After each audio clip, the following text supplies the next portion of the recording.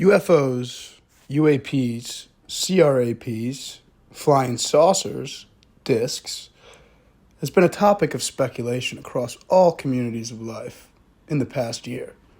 Information in regards to UFOs has been declassified by the United States government, along with other governments across the globe. The topic of discussion regarding UFOs has become increasingly common to have because of the newly released data, along with footage.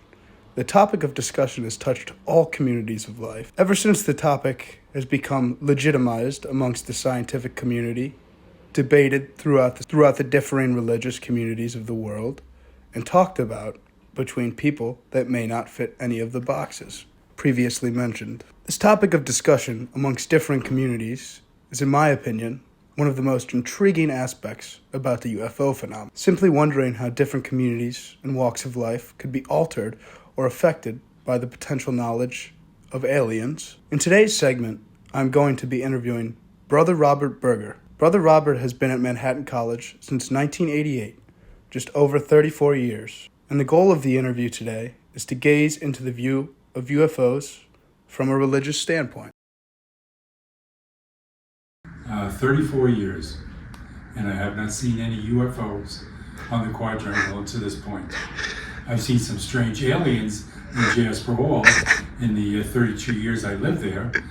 They would usually come out about 4 in the morning on a early Friday morning, and sometimes they would recognize other human beings, and sometimes they wouldn't recognize other human beings.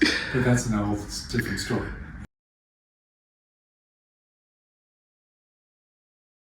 Well, I guess since First Communion, because when that money was piling in, I thought to myself, hey, this is a pretty good deal. So at First Communion, in Catholic grade school, high school, college, and now I'm continuing the whole process.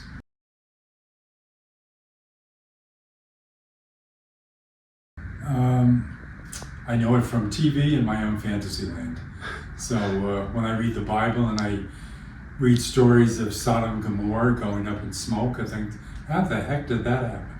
And then when I go on some television program that speaks about that they were wiped out by some space ship someplace, I said, that's an interesting concept. So I think that's biblical history with fantasy. But the others has just been some things like in stories I've heard in Nevada and Arizona, and people seeing strange things at night.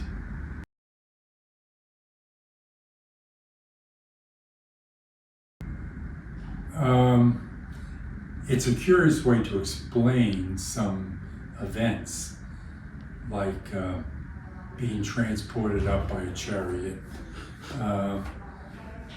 But I think it's just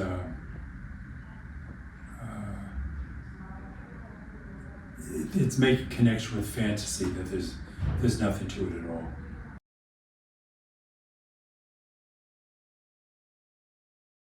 First of all, I would stay arm's length away from them because there are enough nuts in the Bronx without getting more people who are seeing UFOs. Yeah.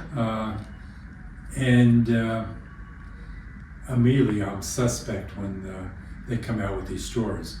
Plus, when you go to Barnes and Noble's bookstore and there's shelf after shelf about experiences with either after death or aliens, and myself, some people make a big buck on this, and other people are stupid enough to buy the books.